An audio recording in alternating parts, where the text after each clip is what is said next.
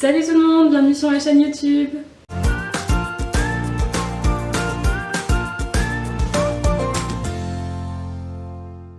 Donc dans ma première vidéo, je vous ai parlé que je vous tournerai une journée dans mon assiette.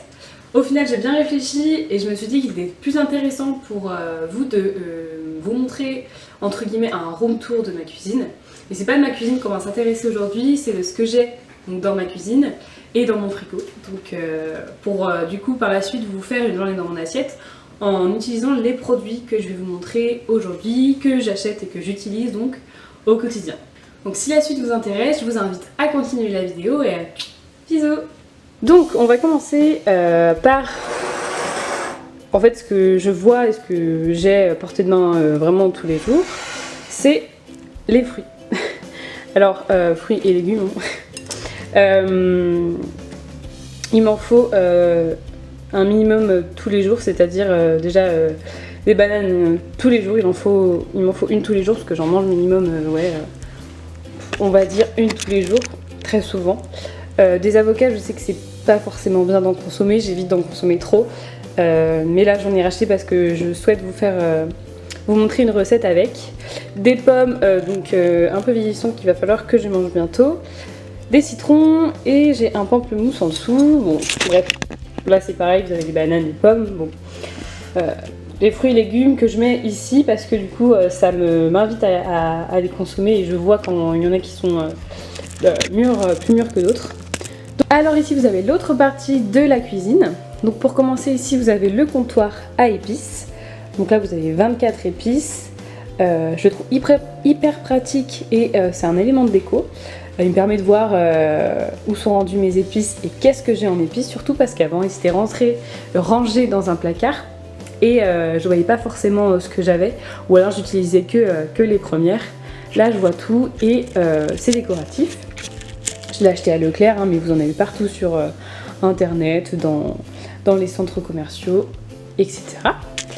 Ensuite ici, alors là on a du sucre de canne. Donc c'est du sucre de canne bio, ça n'a rien à voir avec du sucre rond. C'est meilleur en goût et je trouve que c'est meilleur pour la santé et en goût. Là vous avez des amandes, des noix de cajou.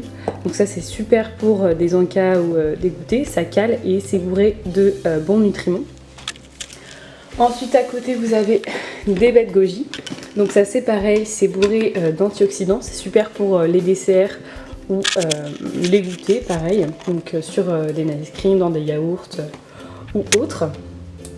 Ici vous avez des flocons d'avoine, pareil, super pratique pour les desserts, pour faire pas mal de petits déjeuners aussi. Ici vous avez du granola maison. Si vous voulez la recette, n'hésitez pas à me dire en commentaire, je vous la ferai avec plaisir. Ici vous avez de la farine complète, des pâtes complètes et donc des pâtes non complètes. Et là du riz non complet et du riz complet. Alors j'ai les deux sortes parce que du coup quand il y a du monde qui vient à la maison, je fais pas forcément avec des pâtes et du riz complet parce que les gens n'aiment pas forcément ou n'ont pas forcément envie de manger ça. Donc j'essaie d'avoir quand même les deux.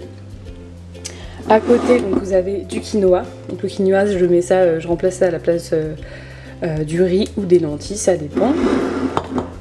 Et là des dattes, donc ça c'est super pour remplacer le sucre dans certaines préparations en les mixant ou même en goûter quand vous n'avez pas très faim, vous avez quand même besoin, vous avez envie de sucre, bah voilà vous en prenez une ou deux avec des amandes par exemple et c'est super bon.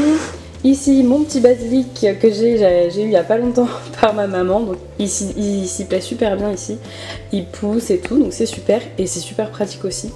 Parce que du coup, dès que j'en ai besoin, j'ai du basilic frais à côté de moi. Et voilà. Ensuite ici, j'ai des graines de chia moulues, de préférence moulues parce que elles se digèrent mieux dans l'estomac. Ici, vous avez du sucre blanc, donc du coup, pareil que pour le sucre de canne. J'essaye d'avoir que pour les pâtes, pardon, et le riz, j'essaye d'avoir les deux sortes en sucre. Pour quand je fais des préparations, quand il y a du monde, que c'est un goût différent parce que tout le monde n'aime pas le sucre de canne. Et donc là vous avez la fameuse purée d'amandes. Donc pareil, n'hésitez pas à me dire en commentaire si vous voulez que je vous fasse la recette. De toute façon je pense que je vais bientôt vous la sortir. Donc voilà pour ce côté là. Ensuite ici nous avons donc du sel d'Himalaya, du sel rose d'Himalaya. Alors là, pourquoi je prends du sel rose d'Himalaya? Tout simplement parce que déjà, je le trouvais mimi, il est tout rose. Et aussi parce que, je sais pas, peut-être que c'est psychologique et que ça n'a rien à voir avec le sel acheté dans le commerce. Mais je trouve que c'est peut-être meilleur pour la santé, c'est peut-être moins... je sais pas, dites-moi en commentaire si vous y connaissez à ce niveau-là. Perso, bon, c'est ce que j'utilise. Après, voilà, du sel, ça reste du sel. Ici, vous avez du riz à risotto, des lentilles en vrac, donc des lentilles corail. Alors, j'utilise aussi des conserves pour mes lentilles parce que je les fais en ce moment en grande quantité. Et je vous avoue que bon, cuire des lentilles en grande quantité, en avoir tout le temps en vrac, bon, c'est pas forcément l'idéal, ça prend du temps. Mais je vais essayer d'en acheter de toute façon, d'en avoir tout le temps sous la main en vrac. Ici, donc les lentilles corail, c'est bourré de protéines. Franchement, il faut tester, c'est super bon. Alors les lentilles brutes comme ça, c'est peut-être pas au goût de tout le monde, mais en purée, en soupe ou autre, c'est vraiment bon et c'est vraiment bourré de protéines, c'est top. Ici, vous avez donc de la semoule, du vinaigre balsamique, donc bio toujours, je privilégie, et de l'huile d'olive bio, donc extra vierge, c'est mieux. Alors ensuite pour ce qui est du frigo, il y a tout ce qui est fromage, donc chèvre, feta, mozza, bref. Là le fromage blanc, là vous avez des pousses d'épinards fraîches, je l'ai ouvert parce que je trouvais qu'il y avait quand même pas mal d'humidité dans le sachet, mais elles sont toujours bonnes, je vais pas tarder à les mettre dans un saladier. Vous avez de la salade juste ici, là vous avez des yaourts Alpro, donc c'est des yaourts des yaourts vegan, enfin c'est pas des produits laitiers. Cette marque là elle est super, je trouve qu'ils sont super bons en plus et c'est une bonne alternative aux yaourts au lait de vache. Ici vous avez donc des lentilles et les galettes que j'ai faites, là, enfin des gaufres plutôt, là vous avez donc de la salade. Ici vous avez des steaks de soja végétal, ici du tofu nature, des steaks 5% et de la dinde. Alors j'ai les deux, j'ai végétal et non végétal parce que j'essaye de manger un peu de tout. J'essaye de plus en plus de privilégier le végétal, mais je vous avoue c'est pas forcément facile. Et pareil, quand il y a du monde qui vient, je sais que tout le monde n'aime pas le végétal, donc j'essaye d'avoir les deux dans mon frigo.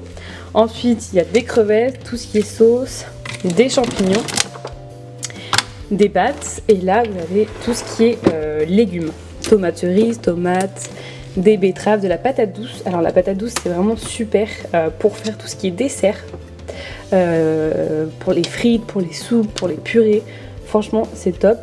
Je pense que vous allez souvent le voir dans des recettes que je vais vous montrer. De la courgette, pareil, idéal pour faire des desserts, pareil pour les betteraves. En fait il y a beaucoup d'aliments qu'on verrait jamais dans des recettes sucrées, et pourtant le goût il est carrément camouflé. Là il y a des poivrons, concombres, voilà, du céleri. Alors j'essaye de boire du jus de céleri tous les matins, j'avoue que c'est pas bon, enfin c'est pas très très bon, bon c'est buvable, mais voilà, j'ai envie de voir ce que ça fait parce qu'apparemment ça a pas plein de bienfaits, donc je vous en dirai ça un peu plus tard quand j'aurai bien testé. Donc voilà pour mon frigo. Ensuite pour ce qui est des placards, alors là vous avez le chocolat noir 85%, noir parce que c'est mieux de consommer du chocolat noir, c'est moins calorique, 85% c'est le minimum parce que sinon après c'est pas vraiment du chocolat noir. Après si vous voulez manger un carreau de chocolat, c'est pas ça qui va vous faire prendre 10 kilos, hein, n'importe quoi. Moi c'est parce que j'aime le goût, et pour faire des petites sauces au chocolat pour des pancakes, des crêpes, etc. c'est l'idéal.